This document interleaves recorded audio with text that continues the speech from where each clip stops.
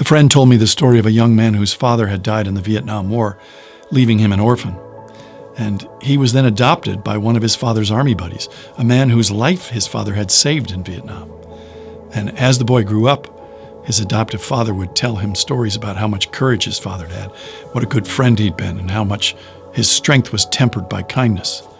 And every time the boy would go through a rough patch or get frustrated about something, his adoptive dad would tell him some story about his biological father that seemed to set just the right example. And when the boy would do good things and master himself, his adoptive father would say, "You're just like your old man was."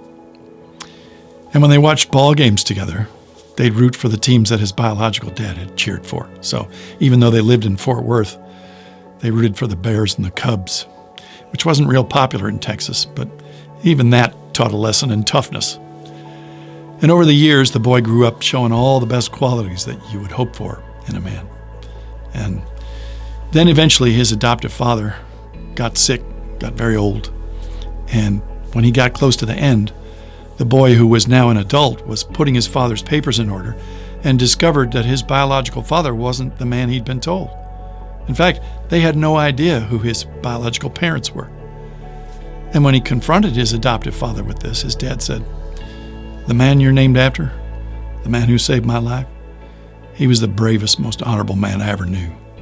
He was better than me in every respect, and he deserved a son more than I did." So, yeah, it was a lie.